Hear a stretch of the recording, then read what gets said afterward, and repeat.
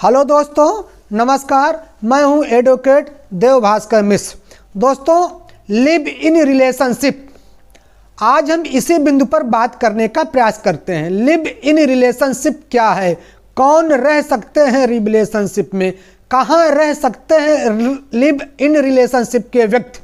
दोस्तों, भारतीय संविधान की आर्टिकल 21 में लिव इन रिलेशनशिप की व्याख्या मिलती है, जिसमें यह कहा गया है कि यदि आप वयस्क हैं तो किसी के भी साथ लिव इन रिलेशनशिप में रह सकते हैं।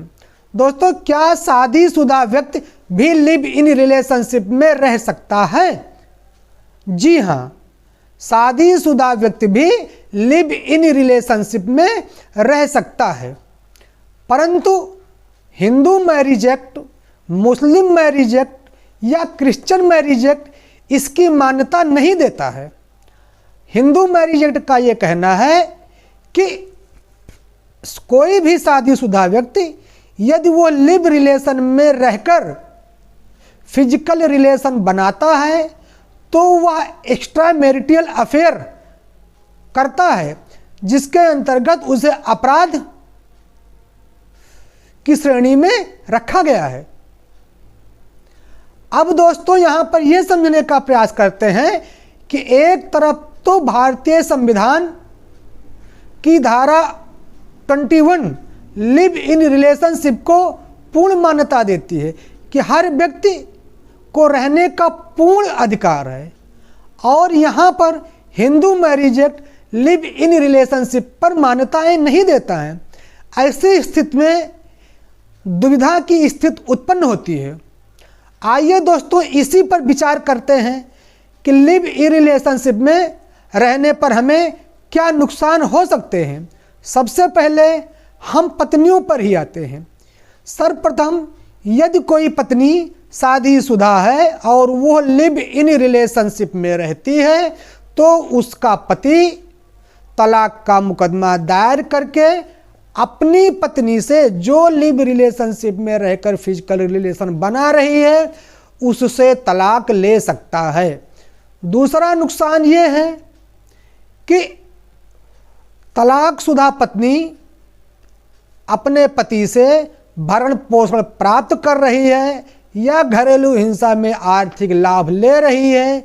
यदि वो लिव रिलेशन में रहते हुए फिजिकल रिलेशन बनाती है तो उसे भरण पोषण मिलना बंद हो सकता है या उसे आर्थिक लाभ कोई अन्य जो वो ले रही है वो मिलना बंद हो सकता है।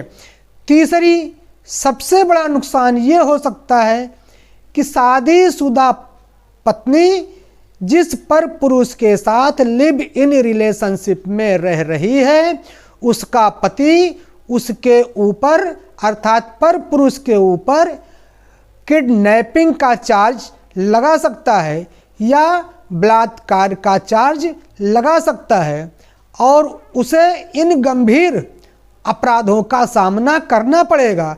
परंतु यहीं पे ये भी समझने का प्रयास करते हैं कि यदि पत्नी अपने पति के साथ नहीं खड़ी होती है और वो दौरान एविडेंस ये कहती है कि पर पुरुष ने मेरे साथ कोई फिजिकल रिलेशन नहीं बनाया है तो वो पर पुरुष पूर्ण रूप से सेफ हो जाएगा। लिव इन रिलेशनशिप में रहने वाली महिला को कभी भी पत्नी का दर्जा नहीं दिया जाएगा। हाँ, एक बात जरूर है कि उसके द्वारा उत्पन्न हुए बच्चे को पूर्ण अधिकार मिल जाएगा। यहीं पर यह भी समझने का प्रयास करते हैं कि एक शादीशुदा पुरुष यदि वो लिव इन रिलेशनशिप में रहता है तो उसका क्या नुकसान होगा।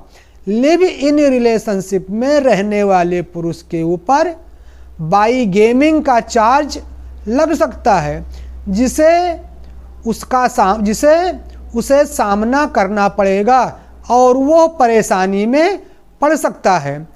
अर्थात लिव इन रिलेशनशिप में रहने से पहले एक दूसरे लोग आपस में मिलकर या न्यायालय में तलाक का मुकदमा दायर करके एक दूसरे से विवाह विच्छेद कर लें तभी लिव इन रिलेशनशिप में रहते हुए फिजिकल रिलेशन बनाकर सेफ जोन में रह सकते हैं।